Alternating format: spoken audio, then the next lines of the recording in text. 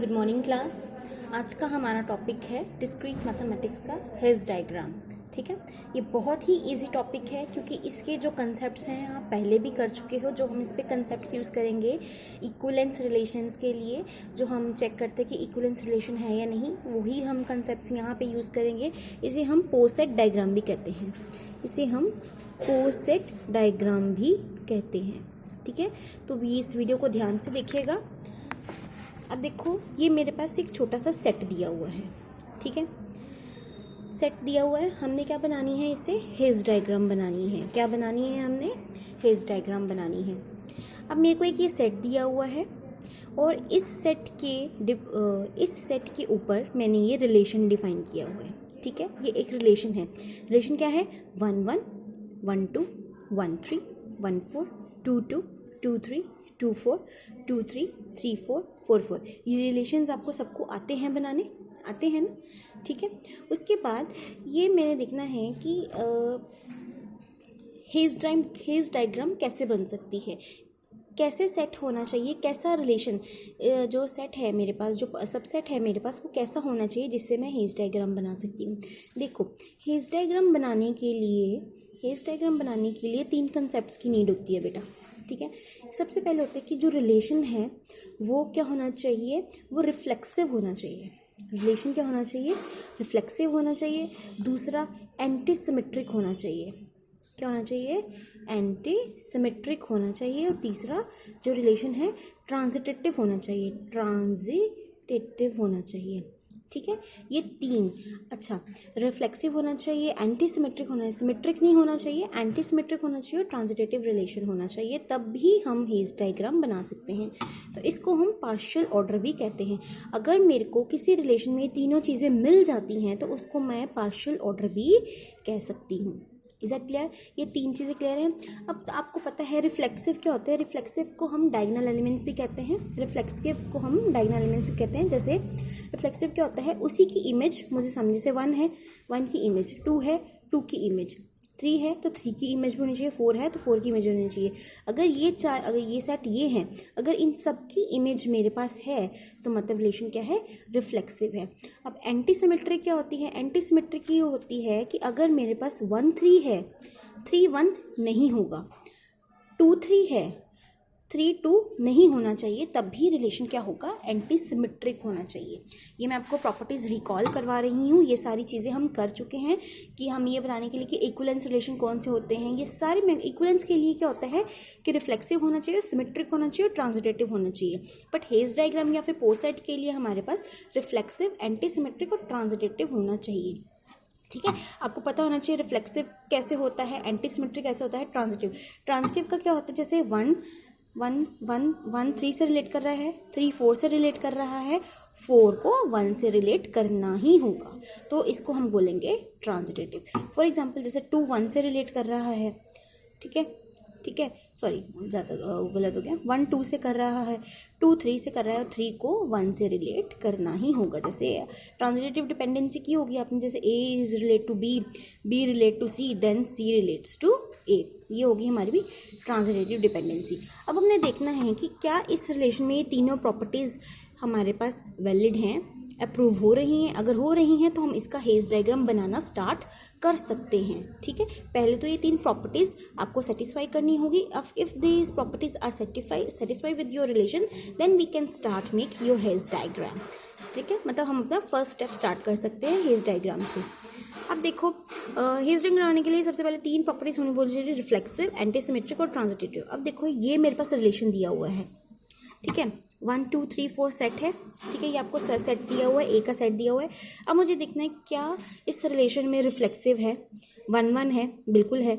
2 2 है, बिल्कुल है। 3 का रिफ्लेक्सिव है, बिल्कुल है। 3 3 भी है, 4 4 भी, देखो 4 4 भी है, तो रिलेशन रिफ्लेक्सिव हो गया। मतलब डायगोनल एलिमेंट्स हमारे पास हैगी हैं, प्रेजेंट है, डायगोनल एलिमेंट्स हमारे पास प्रेजेंट है। उसके बाद देखना है कि क्या ये एंटी सिमेट्रिक है।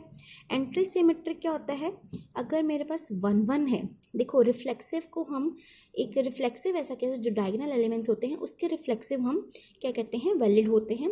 एंटी सिमेट्रिक में जो रिफ्लेक्सिव एलिमेंट्स होते हैं 1 1 is the valid for the anti symmetric. अगर 1 1 है तो वो हमारे पास रिफ्लेक्सिव भी है और एंटी सिमेट्रिक भी है। अब देखो 1 2 है, 2 1 नहीं होना चाहिए, देखो 2 1 है इस रिलेशन में, नहीं है, ठीक है। 1 3 है, 3 1 नहीं होना चाहिए हमारे पास, नहीं है। 1 4 है, 4 1 नहीं होना चाहिए हमारे पास, मेरे पास 4 1 नहीं है। 2 2 है, डायगोनल एलिमेंट है तो ये एंटी सिमेट्रिक भी कहलाएगा। 2 3 है, 3 2 नहीं होना चाहिए हमारे पास, 3 2 नहीं है। 2 4 है, 4 2 नहीं होना चाहिए हमारे पास, नहीं है। 3 3 है, डायगोनल एलिमेंट है और रिफ्लेक्सिव है तो ये एंटी सिमेट्रिक भी है। 3 4 है, 4 3 नहीं होना चाहिए हमारे पास, 4 4 है तो वो एंटी सिमेट्रिक भी है।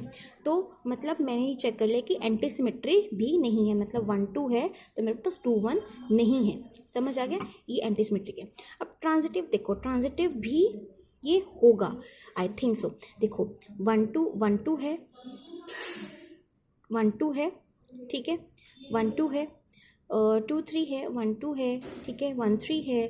अगर मैं इसका लेके चलूँ 1 2 है, ठीक है, 2 3 है तो 3 1 होना चाहिए, 3 1 1 3 है, 1 2 है, 1 3 है, इसमें कोई ट्रांजिटिव एग्जिस्ट कर ही नहीं रहा है।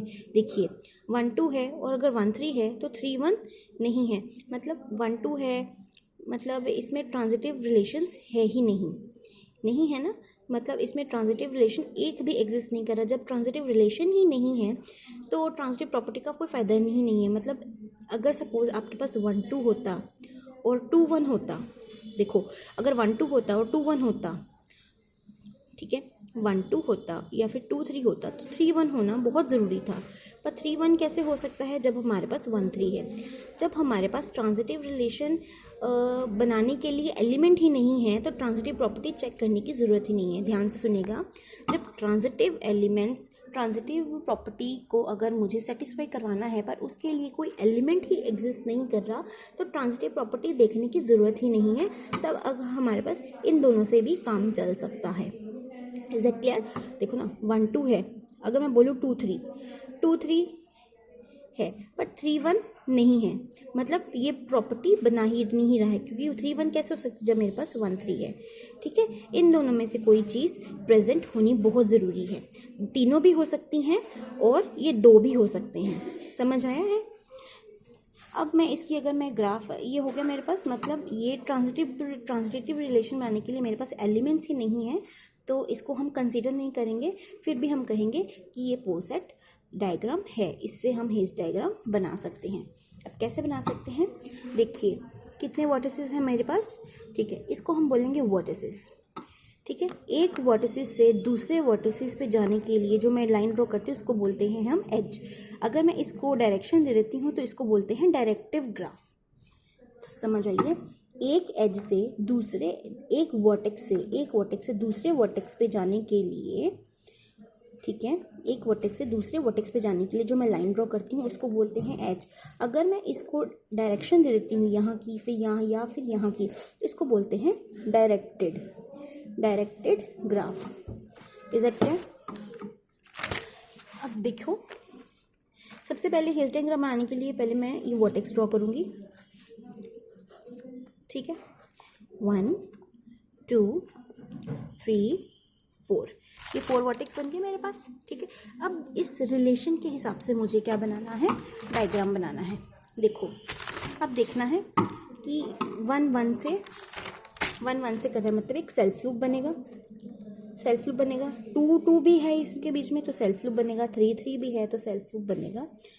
ठीक है, ये बन गया, सेल्फ लूप बन गया। देखो 1 1 है, 2 2 है, 3 3 है, 4 4 है, तो मैंने इन सब के क्या बना दिए, सेल्फ लूप बना दिए। अब मेरे पास डायरेक्शन देखो, 1 से 2, 1 से 3, 1 से 4, 1 से 2,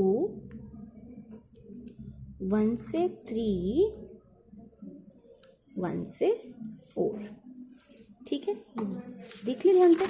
उसके बाद 2 से 2 मैंने बना दिया, 2 से 3, 2 से 4, 2 से 3, 2 से 4। ठीक है जी, 3 से 3 मैंने बना दिया, 3 से 4 और 4 से 4 ऑलरेडी बना हुआ है। 3 से 4, 3 से 4 भी मैंने बना दिए।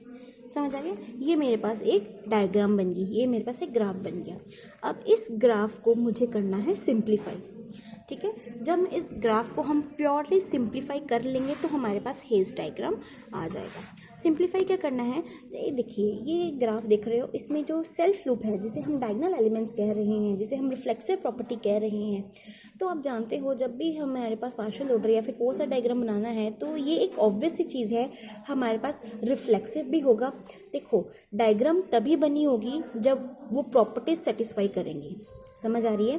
हेज डायग्राम बनाने के लिए मेरे पास 3 प्रॉपर्टीज हैं। कौन सी? असिमेट्रिक, ठीक है, reflexive, then we have transitive. Diagram तभी बनी होगी जब मेरे पास ये प्रॉपर्टीज एग्जिस्ट कर रही होंगी। तो ऑब्वियस बात है कि मुझे धीरे धीरे इन सभी प्रॉपर्टीज को क्या करना है, इन सारी प्रॉपर्टीज को करना है सिंप्लीफाई। तो मुझे पता है कि रिलेशन जो है रिफ्लेक्सिव होगा, तो ज़रूरी है कि मैं इसको सेल्फ लूप में एग्जिस्ट करवाऊँ, नहीं ज़रूरी है। तो मैं इसको अब सिंपली ड्रॉ कर देती हूँ। कैसे? मतलब मैं इसमें सेल्फ लूप नहीं लगा रही, सिंपल मैं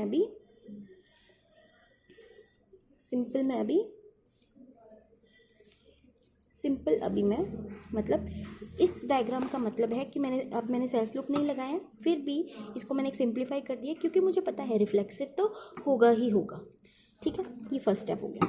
अब दूसरे स्टेप पे क्या करना है, जब मुझे पता है, अब मुझे डायगोनैलिटी, रिफ्लेक्सिव जो है, एंटीसिमेट्रिक है, उसको सिंप्लीफाई करना है। जब मुझे पता है, जैसे अगर कोई चीज़ 1 2 है, देखो ट्रांजिटिव यहाँ पे देखो, 1 से 2 जा रहा है, 2 से 3 जा रहा है। ठीक है, 1 से 3 जा रहा है, 1 से 3 जा रहा है, 3 से 4 जा रहा है, 4 से 1 जा रहा है, तो इसमें ट्रांजिटिव आ गई। इस डायग्राम से देखो मुझे पता चल रहा है 1 से 3 जा रहा है। ठीक है, फिर 4 से 3 जा रहा है और 1 से 4 भी जा रहा है। तो ज़रूरी है कि मुझे ये डायगोनल एलिमेंट, जब मुझे पता है कि ये चीज़ इनडायरेक्टली इसी के इक्वल आ रही है, तो मैं इस डायगोनल को रिमूव कर दूँ। उसी तरह इस डायगोनल को रिमूव करने के लिए कैसे, जैसे 1 से 2 पे जा रहा है। ठीक है, 1 से 2 पे जा रहा है, 1 से 2 पे जा रहा है, 1 से 2 पे जा रहा है, और 2 से 4 पे जा रहा है, और फिर 1 जो है 4 पे जा रहा है। तो मैं इस डायग्राम को भी क्या कर दूँ, रिमूव कर दूँ। एंटीसिमेट्रिक है, मुझे पता है कि ये प्रॉब्लम नहीं है, तो इसको भी हम क्या कर सकते हैं, सिंप्लीफाई कर सकते हैं। ठीक है, 1 से 4 ये मेरे पास और सिंप्लीफाई हो गया, डायगोनल एलिमेंट्स मैंने ये जो डायरेक्शन थी मैंने हटा दी, क्योंकि मतलब पता है ये डायग्राम तभी बनी होगी जब इसके जो ये जो डायगोनल जो एजेस हैं वो भी एग्जिस्ट कर रहे हैं, तो बनाने की ज़रूरत नहीं है। उसके बाद देखिए कि डायरेक्शन देखिए, ऐसे पर ऐसे, ये देखिए ऐसे जा रहा है, बट ये इस तरह से आ रहा है। तो मैं क्या करूँगी, 1 2 4 3 मैं इस तरह से डायरेक्शन बना दूँगी, और इस तरह से डायरेक्शन बना दूँगी। इसको और सिंप्लीफाई कर दी कि मैंने क्या होता है, एक डायरेक्शन फॉलो करना होता है, ये एंटी डायरेक्शनल है, इसीलिए मैंने ये चीज़ क्या कर दी, हटा दी, और मैंने इस तरह से एक डायरेक्शन बना दी, एक पाथ बना दिया। ठीक है, वो और सिंप्लीफाई हो गया। अब इस चीज़ को मैं कैसे लिख सकती हूँ, मैंने एक स्ट्रेट लाइन ड्रॉ की है। ठीक है, 1 2 3 4। इसके बाद मैं क्या करूँगी, ये डायरेक्शंस भी हटा दूँगी। फिर मुझे पता कैसे चलेगा कि कौन किससे रिलेट कर रहा है। एक बार देखिए, ये बन गई हमारी हेज डायग्राम। अब ये देखिए, अब आप बोलोगे कि डायरेक्शन हटा दी है, तो मुझे पता कैसे चलेगा कौन किससे रिलेट कर रहा है, 1 2 से कर रही है, 2 1 है, 1 2 है या फिर 2 1 है। तो एक बात चीज़ बता दूँ, जब भी हम स्ट्रेट लाइंस पे इस तरह के एलिमेंट्स लिखेंगे तो मुझे ये पता चल जाएगा कि अपवर्ड फॉलो, रिलेशन जो है हमेशा अपवर्ड फॉलो करता है, बैकवर्ड नहीं आता है। रिलेशन जो होगा अपवर्ड फॉलो करेगा, जैसे 1 2 को रिलेट करेगा 2 1 को नहीं कर सकता, मतलब नीचे नहीं आएगा, हमेशा रिलेशन ऊपर जाएगा। जैसे 1 2 को रिलेट करेगा 1 3 को भी रिलेट करेगा 1 4 को भी करेगा, इसी तरह 2 3 को भी करेगा 2 4 को भी करेगा, और उसी तरह 3 3 को भी करेगा और 3 4 को भी करेगा। सेल्फ लूप भी होगा। अब इससे मैं अगर रिलेशन बनाऊं, अब इससे इसकी हेल्प से अगर रिलेशन देखो इधर देखो, जैसे 1 1 को भी कर रहा है 1 2 को भी कर रहा है 1 3 को भी कर रहा है 1 4 को भी कर रहा है, ठीक है। अब 2 1 नहीं लगा सकता, नीचे नहीं जा सकता, 2 2 को भी करेगा 2 3 को भी करेगा और 2 4 को भी करेगा, ठीक है। अब 3 की बारी। अब 3 जो है यहाँ लिख देती हूँ, 3 जो है 3 3 को भी करेगा, ठीक है, 3 4 को भी करेगा, ठीक है, और 4 4 को भी करेगा। इससे मैंने ये वाला रिलेशन दोबारा ड्राइव कर लिया। सेम चीज़ आई है, देखो सेम चीज़ आई है। क्या किया है मैंने, एक लाइन ड्रॉ की है, उस पर मैंने मार्क्स पॉइंट्स लगा दिए 1 2 अपने वर्टिसेस लगा दिए हैं, कोई डायरेक्शन नहीं है, बट मुझे एक चीज़ मैंने बताई है कि जो रिलेशन है वो डाउनवर्ड नहीं होगा, हमेशा ऊपर की तरफ जाएगा। रिलेशन कभी भी डाउनवर्ड नहीं होगा, हमेशा ऊपर की तरफ जाएगा। इससे हमें क्या पता चलेगा, इससे हमें डायरेक्शन की नीड नहीं है, सेल्फ लूपिंग की ज़रूरत नहीं है, ट्रांजिटिव शो करने की नीड नहीं है, हमें कुछ भी चीज़ बनाने की ज़रूरत नहीं है। ये हो गई हमारी सिंपल सी हेज डायग्राम, ठीक है। This is the topic of the hedge diagram. If you found any kind of mistake, any kind of problems, you can ask me, ठीक है। Thank you so much.